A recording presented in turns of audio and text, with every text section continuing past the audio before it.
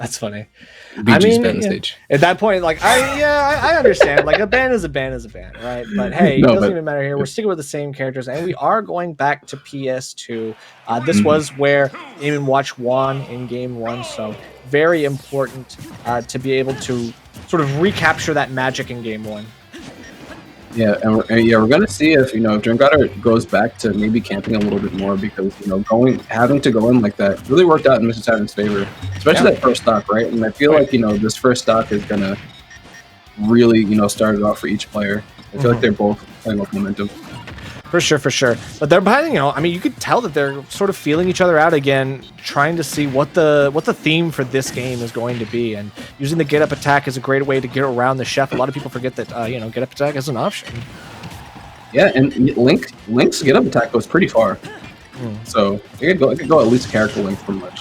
Yeah, that is true. It's actually one of the longer get up attacks. That's true. Right now, Drengodr is just really controlling the pacing once again. Yeah, already a good start for Drengodr, but Mr. Saturn, we've seen them do pretty well with at least a little bit of rage. Having a high percent doesn't necessarily mean that they're in trouble, but in that situation, it absolutely does, because the dash attack catching you hesitating too much on ledge. Yeah, I'm punishing that get up attack. Oh yeah, once again, the Nair and shield, that high Nair and shield getting punished, and that air dodge and getting punished by a dash attack. Yeah, good stuff from Mr. Saturn, keeping up the pressure. Yeah, Mr. Saturn knowing how to read those air dodges appropriately and catching the right punishes for the right situations is important. Good read on the air dodge as well. Obviously, Mr. Saturn seems to have the momentum right now. This is looking like a very interesting reversal of the stock.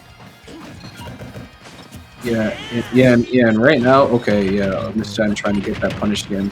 Okay, right now he's doing a much better job, at just punishing Drengodr's landings. Right.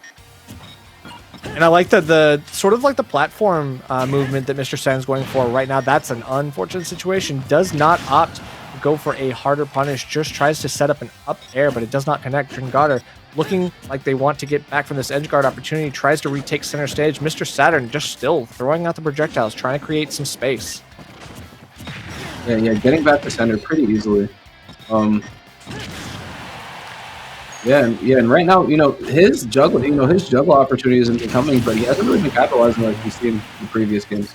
Yeah, and now the hesitation on ledge from everyone is really starting to get caught. I think that legend vulnerability has to run out at some point, and at that point, if you have good options that can catch a ledge hang, you might as well throw those out. Okay. Trying to get that dash attack off of the chef. Look out for him, and Mr. Saturn's really trying to read these landings hard right now. And we've been seeing him pull more bombs, something you've been talking about earlier. Like, he's pulling a lot more bombs and making it an option. I feel like Drengodr is thinking about it a little bit more now. For sure. And even though, the bucket's still coming out from Drengodr, Mr. Saturn still wants to get those good setups. Obviously, you don't change your game plan. You just try to change the way that you're working around the opponent's moves. Yeah, it's just because the character has an option that meets kind of the option that you have, you still have to find a way to work that into your game plan, right? Because they still need to respect that option at the end of the day. Absolutely. Barely misses out on the back air, and then still able to catch, and that looked like it was going to do something there, but both players actually staying alive. What a weird situation. And Mr. Saturn tech twice, and then you die like that? No way. After all those techs. Yeah, that's horrifying. Unfortunately, but hey, Mr. Saturn still not in a bad spot, still in the lead.